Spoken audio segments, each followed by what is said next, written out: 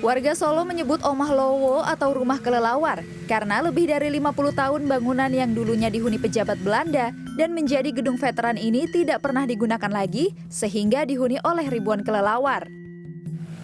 Meski terletak di tengah kota, bila malam menjelang bangunan ini terkesan angker karena tidak ada penerangan. Namun kini gedung veteran atau Omah Lowo telah direnovasi dan dijadikan sebagai galeri batik. Rencananya galeri batik di gedung veteran ini akan dibuka untuk umum pada awal bulan Oktober. Namun karena masih dalam pandemi COVID-19, nantinya pengunjung hanya dibatasi 20 orang saja sekali tur dan harus mendaftar terlebih dahulu. Meskipun telah menjalani renovasi, bangunan gedung veteran ini tak ada yang berubah dari bentuk bangunan aslinya. Bahkan pintu setiap ruangan masih utuh dan saat ini setiap ruangan kamar dimanfaatkan untuk memajang koleksi batik, baik batik motif lama maupun batik koleksi terbaru.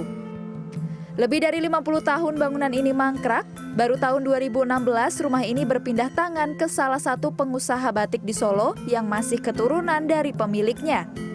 Saya sebagai penggiat sejarah di Surakarta sangat bersyukur sekali bahwa gedung ini, gedung yang ikonik lah ya zaman dulu sampai sekarang utuh kembali, sehingga generasi kita bisa belajar loh dulu tuh apa kok kita bisa punya gedung seperti ini. Nah itulah makna sejarah bahwa apa yang kita punyai itu kita harus mengerti.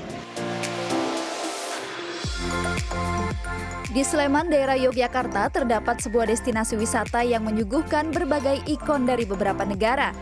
The World Castle terletak kurang lebih 29 km dari pusat kota.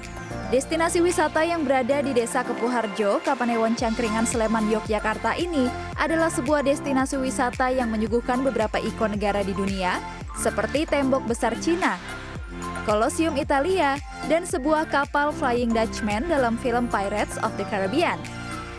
Sejak dibuka kembali pada 8 Juli lalu, destinasi wisata ini menjadi andalan dan favorit bagi wisatawan. Berada di bawah lereng Gunung Merapi, semakin menambah daya tarik pemandangan The Lost World Castle ini. Selain bisa bersuah foto, wisatawan juga bisa bermain wahana permainan luge atau dalam bahasa Jawanya yakni gledekan.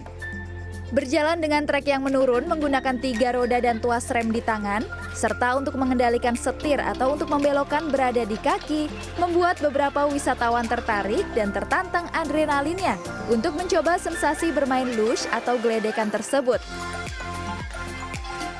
Menantang adrenalin juga, seneng.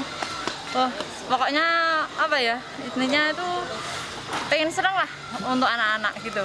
Tadi ada kesusahan nggak waktu mengendalikannya? Ada, pertama kali ya, soalnya baru pertama kali ya Mas. Terus waktu ini belok kanan, belok kiri itu agak kesusahan. Dengan merogoh kocek sebesar Rp30.000 dan Rp10.000 untuk bermain wahana luge atau gledekan, Anda bisa serasa berkeliling ke beberapa negara dalam satu kawasan. Jika Anda tertarik untuk mengunjunginya, jangan lupa pastikan tetap patuhi protokol kesehatan. Tim Liputan CNN Indonesia.